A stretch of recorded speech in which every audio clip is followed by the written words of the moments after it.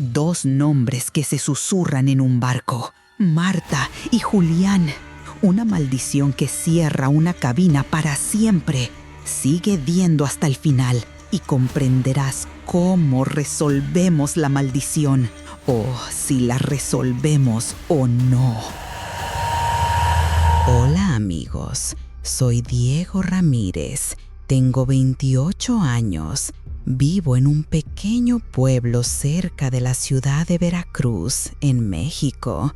Hoy les contaré el suceso más aterrador que me ha ocurrido en la vida, un suceso que cambió para siempre mi forma de ver el mundo. Si les gustan las historias de terror real y los sucesos inexplicables, suscríbanse al canal porque este es solo uno de los muchos sucesos que me han ocurrido. Todo comenzó en octubre de 2019. Durante 3 años había trabajado como camarero en barcos que viajaban de México a Sudamérica. Era un trabajo agotador, pero lucrativo, y había ahorrado suficiente dinero para casarme con mi novia Esperanza, comprar una casa en el pueblo y establecerme allí. Este iba a ser mi último contrato de trabajo en el mar. El barco se llamaba San Miguel de los Mares, era de 1974 y no estaba muy deteriorado. Los pasillos olían a humedad y sal, un olor que nunca desaparecen. Las esquinas de las paredes metálicas pintadas de blanco tenían óxido y por las noches el barco crujía con unos ruidos que los marineros experimentados decían que eran normales. Mi jefe, Carlos Mendoza, me asignó al comedor principal del segundo piso. Diego, me dijo, mientras caminábamos por los pasillos, este barco tiene sus propias reglas. Hay reglas que debes cumplir. Su tono serio me sorprendió. Carlos llevaba 15 años trabajando en cruceros y nunca lo había visto así. ¿Qué tipo de reglas?, le pregunté. Nunca subas al tercer piso después de las 11 de la noche. Si oyes ruidos por la noche, no preguntes. Y nunca. Hizo una pausa y me miró a los ojos. Nunca te acerques al camarote B13. En aquel momento pensé que se trataba de supersticiones de marineros. El mar y los barcos antiguos siempre dan lugar a historias. Pero Carlos continuó. He visto a 5 personas diferentes renunciar después de pasar una sola noche cerca de ese lugar. Una de ellas era mi mejor amigo. El barco tenía capacidad para 250 personas, pero en ese momento éramos 190. La mayoría eran parejas de ancianos mexicanos y argentinos que habían elegido este viaje porque era más barato que los cruceros de lujo. También había algunas familias jóvenes y parejas en luna de miel. Los 2 primeros días todo fue normal. Servía la comida, limpiaba las mesas y charlaba con los pasajeros. El tiempo era perfecto, el mar estaba en calma y todos los huéspedes parecían contentos. Pero había algo en el aire, aunque no sabía exactamente qué era.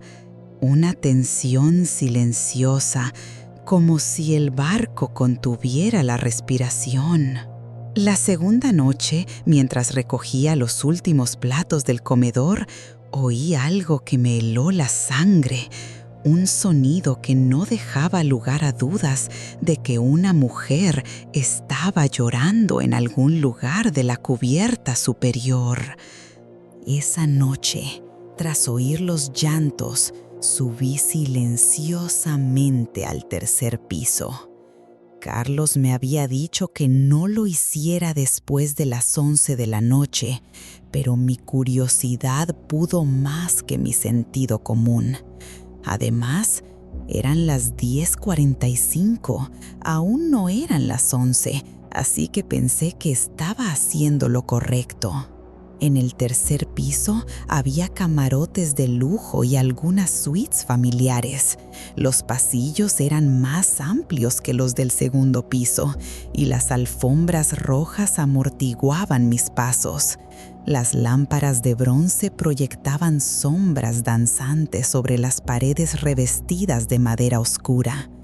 Todo era más elegante, pero también más antiguo, más histórico. Avancé lentamente por el pasillo principal y escuché. Los llantos habían cesado. Me dirigí al pasillo B, donde se encontraba la famosa habitación B13 de Carlos. Lo que vi me sorprendió. En la puerta había un cartel que decía «Fuera de servicio, mantenimiento», pero no había ningún indicio de que se hubiera realizado ningún trabajo recientemente. La pintura del cartel estaba descolorida y los bordes desgastados. Me acerqué un poco más. La puerta era de madera de caoba, como las demás, y tenía un número dorado, pero había algo diferente en el aire. El aire era más frío, más pesado. Acerqué la oreja a la puerta y no oí nada, solo el silencio más absoluto que había oído en días. «¿Qué haces aquí, Diego?». Me sobresalté y casi grité. Carlos estaba detrás de mí, con una expresión de preocupación y enfado en el rostro. «Carlos, solo oí un ruido y quería asegurarme de que todo estaba bien. Te dije que no vinieras aquí después de las 11, pero son las 10:50, dije tímidamente. Carlos respiró hondo. «Diego, estas reglas no tienen que ver con el horario, son por tu seguridad». Me tomó del brazo con suavidad, pero con firmeza. «Ven, tomemos un café y te lo explico». Bajamos a la pequeña cafetería reservada para el personal, una sala estrecha con 4 mesas y una vieja máquina de café expreso. Carlos preparó 2 tazas de café solo y se sentó frente a mí. «Llevo 15 años en los barcos», comenzó, «y el mar tiene sus propias reglas. Este barco tiene una historia». «¿Qué tipo de historia?». Antes de llamarse San Miguel de los Mares, este barco se llamaba Esperanza del Atlántico. Pertenecía a una empresa argentina que quebró en 2010. Carlos dio un sorbo a su café. Continuó. «En sus últimos años ocurrieron algunos incidentes. Mi curiosidad aumentó. ¿Qué tipo de incidentes?». «Pasajeros que desaparecían por las noches. Empleados que dimitían una semana después sin dar ninguna explicación.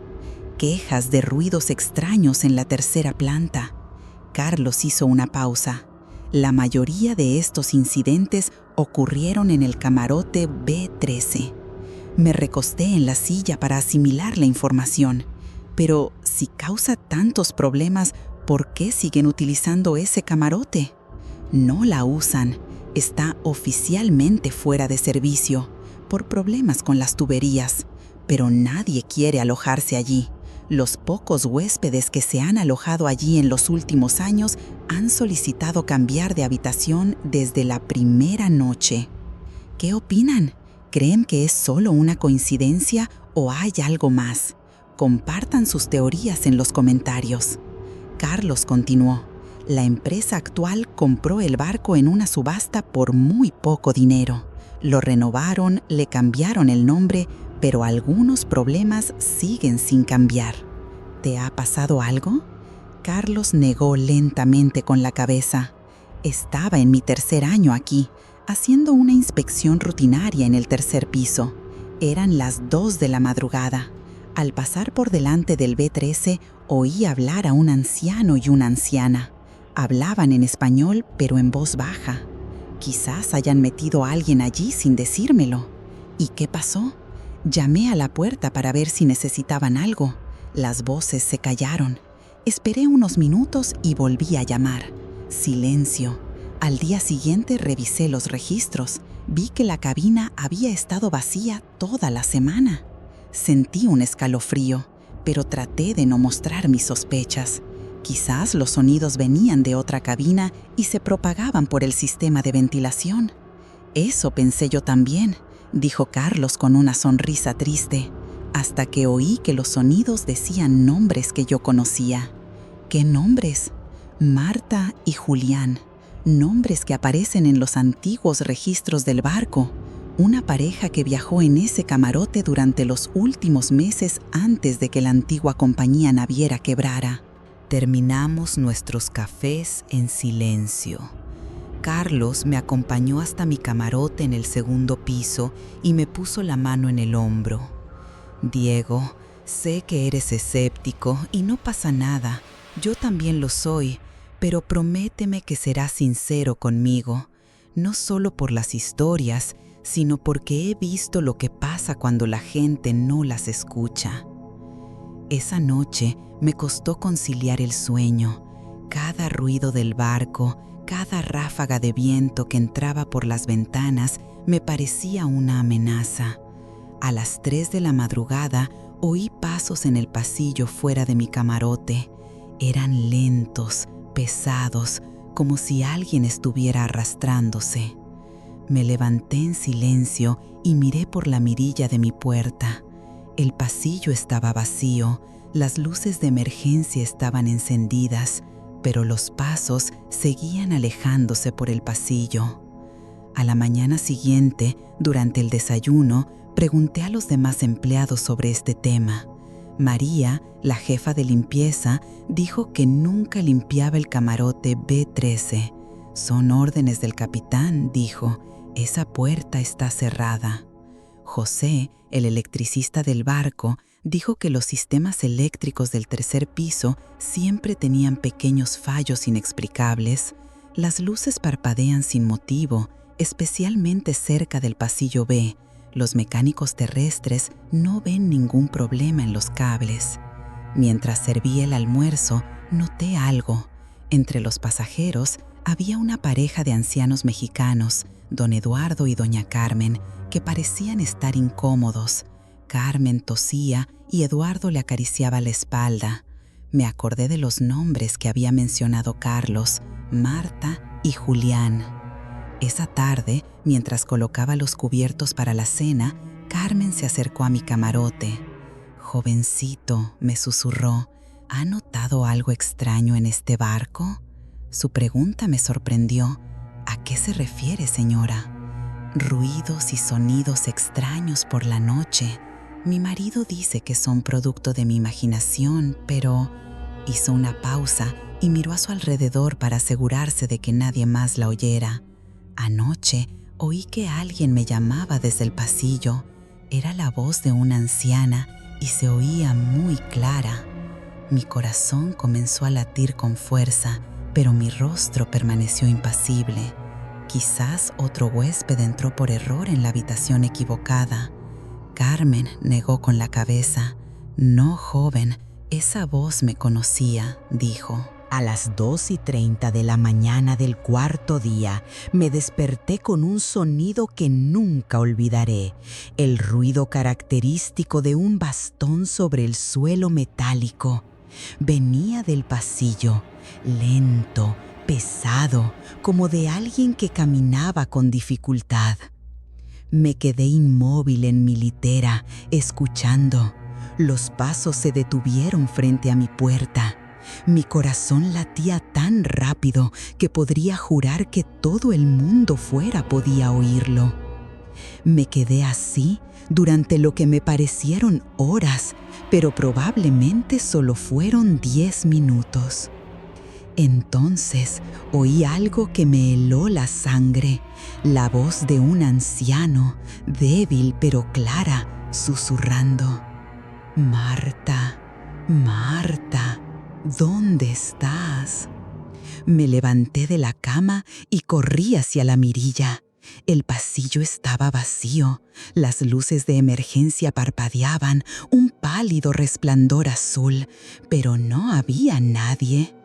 Pero entonces, mientras miraba, algo me hizo dudar de mi cordura. En la pared de enfrente se movía una sombra, la silueta de alguien que caminaba con un bastón encorvado. No había nadie que proyectara esa sombra. A la mañana siguiente, Carmen tenía un aspecto horrible durante el desayuno. Tenía ojeras y Eduardo temblaba mientras le servía el café. Me acerqué a su mesa y fingí limpiar las mesas de al lado.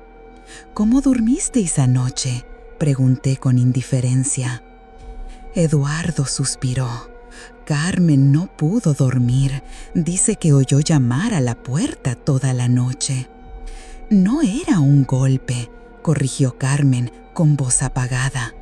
«Era como si alguien con un bastón estuviera caminando y se detuviera en nuestra puerta. Cada vez que miraba por la mirilla, no había nadie». Un escalofrío me recorrió la espalda. Carmen había oído lo mismo que yo, pero su habitación estaba en el primer piso y la mía en el segundo. «También oí una voz», continuó Carmen, sin prestar atención a la mirada preocupada de su marido. «Un anciano que preguntaba por alguien llamado Marta».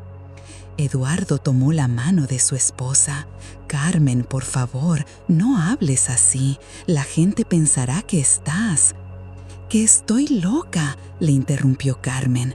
«Eduardo, sé lo que he oído y, por la cara de este niño, se nota que él también ha oído algo». No podía mentirles. Asentí lentamente con la cabeza. También oí sus pasos y su voz. ¿Qué harías tú en mi lugar? ¿Se lo contarías a otra persona o intentarías resolverlo tú mismo? Comparte tu opinión en los comentarios. Esa tarde encontré a Carlos y le conté lo que había pasado. Lo encontré en su oficina revisando el inventario, pero cuando le conté lo que había pasado la noche anterior, su rostro se ensombreció de inmediato. «Diego, eso es lo que me da miedo», dijo y cerró su ordenador portátil. «Siempre empieza así. Primero solo son ruidos, luego... ¿Y luego qué pasa?». Carlos se levantó y cerró la puerta de su oficina.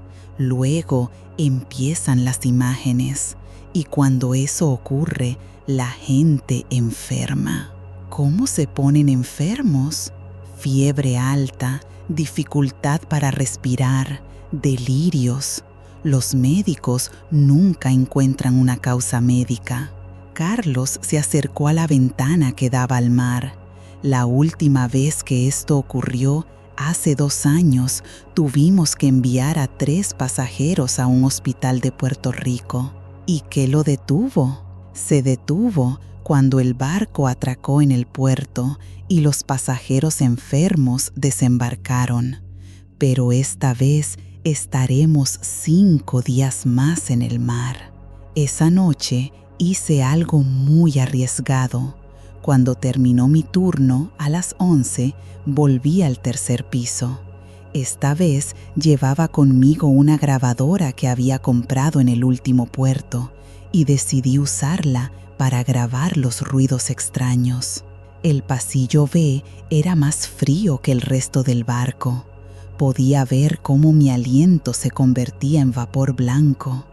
Me acerqué al camarote B13 y dejé la grabadora junto a la puerta. Durante los primeros 20 minutos no pasó nada. Empezaba a pensar que todo era producto de mi imaginación cuando oí un sonido que me hizo querer huir del barco. Desde la camarote supuestamente vacía, llegó el sonido inequívoco de una mujer tosiendo. No era una tos seca o normal, era la tos profunda y dolorosa de un hombre enfermo. Luego se oyó una débil voz de mujer. «Julián, tengo frío, mucho frío». Y una voz masculina. «Ya voy, cariño. Alguien nos ayudará, estoy seguro». Al día siguiente, el quinto día, revisé mi grabadora con manos temblorosas. Las voces estaban allí, claras. La tos de la mujer, sus gemidos diciendo que tenía frío, la voz de hombre diciendo que alguien vendría a ayudarlos. Pero en la grabación había algo más que no había notado la noche anterior. Al final, justo antes de huir por el pasillo, oí el nombre que susurraba la voz de mujer. «Diego, Diego nos ayudará». Esto me asustó mucho. ¿Cómo sabían mi nombre? A la hora del desayuno, Carmen no apareció en el comedor. Eduardo estaba desesperado, suplicaba a los médicos del barco. La encontraron en su camarote con 40 grados de fiebre, delirando y hablando con fantasmas. «No deja de decir que Marta lo está esperando», dijo Eduardo entre lágrimas. «Dice que tiene que subir al tercer piso porque Marta lo necesita». El médico del barco, el doctor Hernández, estaba desconcertado. «No hay signos de infección, ni de gripe, ni de neumonía. Es como si su cuerpo se hubiera enfermado por sí solo». Carlos me encontró a la hora del almuerzo. «Diego, ven conmigo. Hay algo que tienes que ver». Me llevó a su oficina y abrió un expediente polvoriento. «He conseguido estos registros de la antigua empresa. Mira las fechas». Examiné los papeles. Marta Herrera, de 67 años, y Julián Herrera, de 72, habían viajado en la cabina B13 en octubre de 2009, 10 años antes de nuestro viaje. Según los registros médicos, Marta se había puesto gravemente enferma durante el viaje y había fallecido en la cabina. Julián había permanecido junto al cadáver durante 2 días hasta que la tripulación los encontró. Según este informe médico, Julián murió 3 semanas después de un ataque al corazón, dijo Carlos, señalando un trozo de papel arrugado. Pero aquí dice otra cosa. Sus últimas palabras fueron prometerle a Marta que nunca la dejaría sola. ¿Se te han puesto los pelos de punta? Si conoces historias similares, compártelas en los comentarios. Esa tarde, mientras Carmen luchaba contra el fuego en la enfermería, ocurrió algo. Eran las 4 y yo estaba sirviendo café en el comedor cuando todas las luces del barco se apagaron y se encendieron. Un murmullo de preocupación se extendió por la cabina. José, el electricista, con el rostro pálido como el papel, subió rápidamente las escaleras del tercer piso. «¡Carlos!», gritó hacia el comedor para que lo oyera quien pudiera. «Tienes que subir inmediatamente. La puerta de la cabina B13 se ha quedado abierta». En el comedor se hizo el silencio. Carlos me miró con los ojos muy abiertos. «Quédate aquí, Diego, tranquiliza a los pasajeros». Pero no podía quedarme, tenía que ver qué pasaba. Dejé mi bandeja y, sin prestar atención a las miradas preocupadas de los pasajeros, seguí a Carlos y José hasta el tercer piso. El pasillo B estaba frío, se veía nuestro aliento. La puerta de la cabina B13 estaba abierta, se filtraba una tenue luz azul, no había chorros de agua. Nadie más que el capitán tiene las llaves de esa cabina, susurró Carlos, y él está en el puente. Nos acercamos. José llevaba una linterna, pero la luz hacía cosas extrañas cerca de la puerta, como si algo la estuviera absorbiendo. Cuando por fin pudimos mirar dentro de la cabina, lo que vimos nos dejó sin aliento. La habitación estaba amueblada como si alguien viviera allí. Había 2 maletas abiertas sobre las camas, ropa colgada en el armario y artículos de aseo en el baño. Pero todo era transparente, como si estuviera hecho de niebla congelada. En la cama de la derecha, visible pero semitransparente, una anciana de cabello gris tosía. A su lado, un anciano con bastón se inclinaba y tocaba la frente de la mujer con infinita ternura. Nos vieron y nosotros a ellos. Por favor, dijo la mujer con voz baja pero firme, mirándome a los ojos, ayúdennos. Si nadie nos ayuda, no podemos irnos. José soltó un grito ahogado y salió corriendo. Carlos se detuvo, pero yo seguí adelante. ¿Qué necesitan?, pregunté, sorprendido de mi propio valor. El anciano Julián se levantó apoyándose en su bastón. Mi Marta está enferma, igual que cuando murió, pero ahora Carmen, a quien tú conoces, también está enferma. Están unidas. ¿Cómo están unidas? Marta no puede descansar en paz mientras otra persona sufre. Cuando una mujer enferma en este barco, mi esposa revive su propio sufrimiento. Marta intentó levantarse, pero la tos la sacudía. Diego, te estamos escuchando. Sé que eres una buena persona. Carmen, si no nos ayudas a reconciliarnos, él morirá. ¿Qué puedo hacer? Julián se acercó y pude sentir el frío que desprendía. Necesitamos a alguien que bendiga esta habitación, que un sacerdote nos dé la bendición para que podamos irnos juntos. Morimos separados, ¿sabes? Cuando él murió, yo no estaba a su lado. Este sentimiento de culpa nos tiene atrapados. Es como una maldición que no nos deja descansar en paz. Carlos finalmente reaccionó. Diego, sal de ahí inmediatamente. Pero no podía salir de allí. Mientras observaba a esa pareja de ancianos sobrenaturales, podía sentir el amor que se tenían, incluso después de la muerte. Hay un sacerdote en el barco, les dije. El padre Miguel es uno de los pasajeros. Los ojos de Marta brillaron. ¿Vendrá? ¿Nos ayudará? No lo sé, pero puedo preguntárselo. Al salir de la cabina, la puerta se cerró detrás de nosotros con un suave pero firme clic. Carlos me agarró del brazo. Diego, ¿te das cuenta de lo que acabas de hacer? Acabas de hacer un trato con los espíritus. Les prometí que intentaría ayudarlos. Y si eso puede salvar a Carmen, vale la pena correr el riesgo. Esa noche, el estado de Carmen empeoró. Le subió la fiebre a 41 grados y empezó a tener convulsiones. Mientras Eduardo lloraba a su lado, el doctor Hernández admitió que no sabía qué hacer. Si no mejora en las próximas horas, dijo el médico, podríamos perderla. Y entonces tomé la decisión más importante de mi viaje.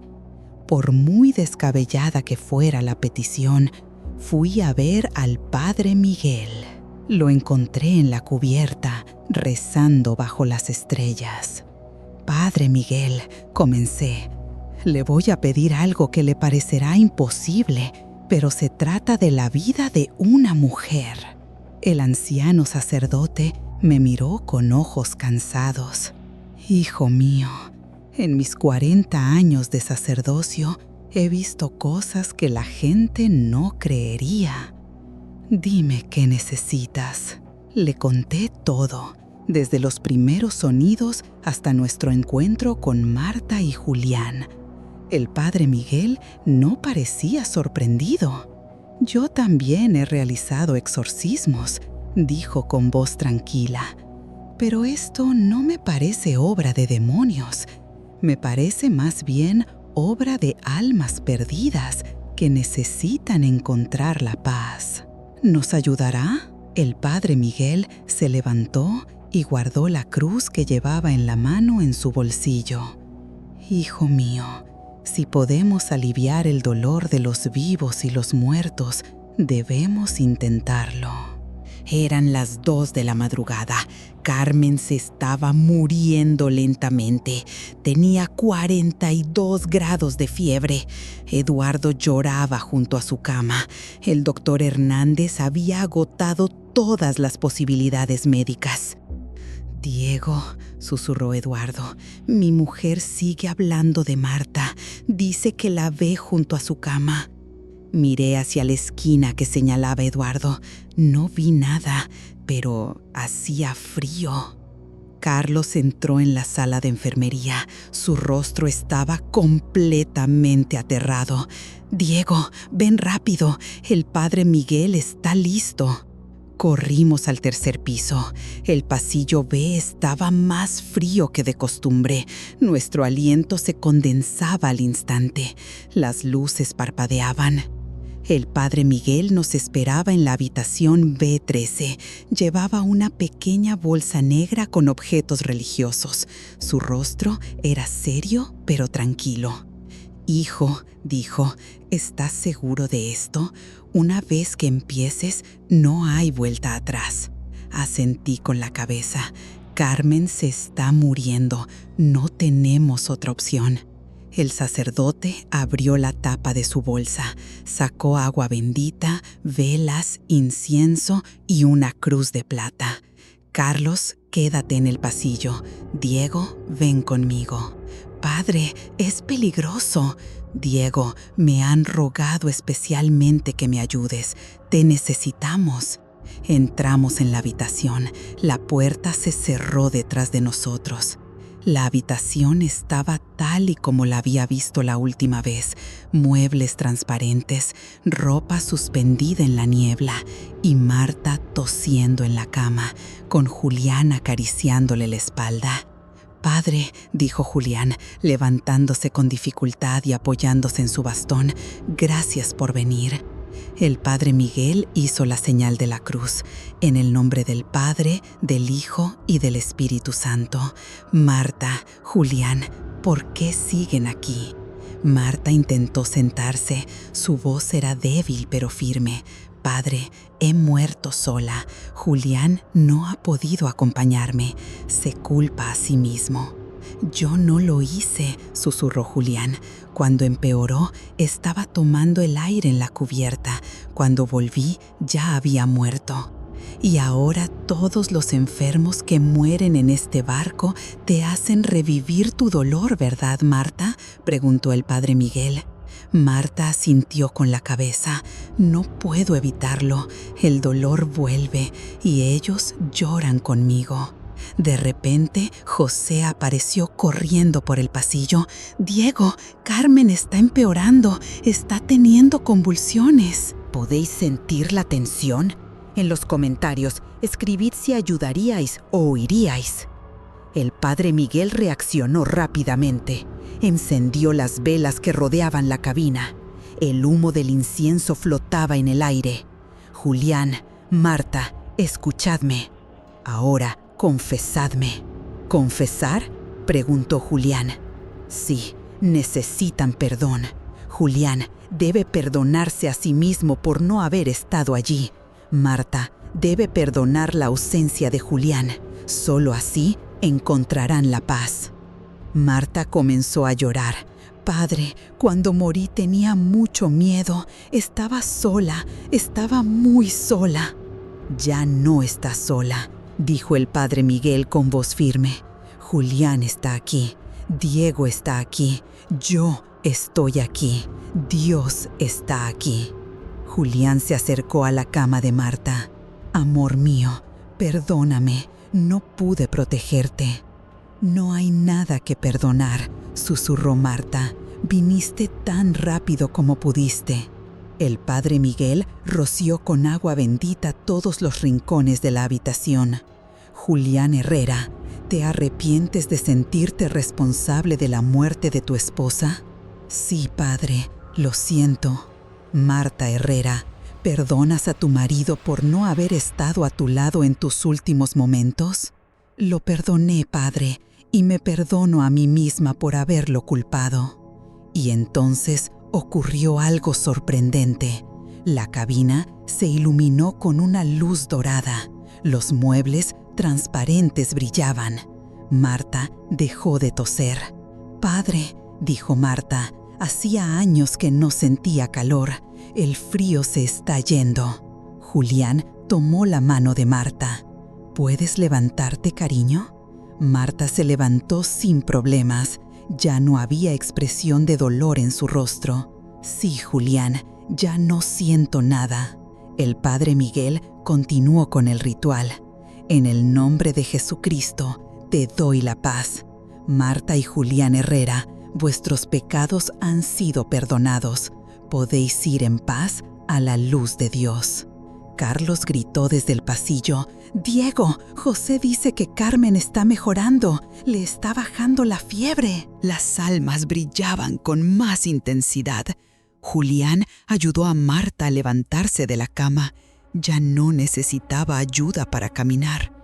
«Diego», dijo Marta acercándose, «gracias por no tener miedo de nosotros. Gracias por traer al padre Miguel. Gracias por ayudar a Carmen», dije yo. Julián también se acercó. «Joven, hoy has aprendido algo. El amor no muere, pero los vivos y los muertos deben seguir caminos separados». El padre Miguel levantó la cruz. «Marta, Julián, ha llegado el momento. La luz os espera». En la pared opuesta de la cabina se abrió una puerta dorada. Al otro lado de la puerta había un hermoso jardín lleno de flores. «¿Estás lista, amor mío?», le preguntó Julián a Marta. «Más que lista», respondió Marta con una sonrisa. Se cogieron de la mano y caminaron hacia la luz. Antes de atravesarla, se volvieron hacia atrás. «Que Dios los proteja», dijo Marta. «Cuida bien de Carmen y Eduardo», añadió Julián. Y se perdieron en la luz. La cabina volvió a la normalidad. Los muebles transparentes desaparecieron. El frío se fue. Las velas se apagaron solas. El padre Miguel hizo la señal de la cruz. «Descanse en paz». Corrimos a la enfermería. Carmen estaba despierta, sentada en la cama y abrazando a Eduardo. Tenía la temperatura normal. Le había vuelto el color a las mejillas. «¿Cómo te sientes?», le pregunté. «Como si hubiera despertado de un sueño muy largo», respondió. «He tenido sueños extraños. Una anciana me miraba. Me decía que todo iba a salir bien». Eduardo lloraba de felicidad. «Los médicos dicen que es un milagro. Todos los síntomas habían desaparecido de repente». El doctor Hernández nos miró con asombro. En mis 20 años de carrera médica, nunca había visto una recuperación tan rápida y completa. Esa noche, mientras el barco se dirigía hacia casa, Carlos y yo revisamos la cabina B13 por última vez. La puerta estaba abierta. Dentro hacía calor. No había ruido, ni frío, ni nada. «Diego», dijo Carlos, «¿crees que realmente se han ido?» «Sí, se han ido juntos, como siempre quisieron». El resto del viaje transcurrió sin incidentes al día siguiente. Carmen y Eduardo pasaron sus últimos días en el barco como si nada hubiera pasado. El padre Miguel no mencionó el ritual, pero me bendijo antes de desembarcar. Hijo mío, me dijo, has hecho algo muy valiente. Has traído paz a 2 almas perdidas. Cuando llegamos al puerto, informé de todo al capitán del barco. Carlos escuchó con recelo hasta que lo confirmó todo. En ese camarote llevaban años habiendo problemas, confesó el capitán. Si el problema se ha resuelto, gracias a Dios. 2 semanas después recibí una carta de Carlos.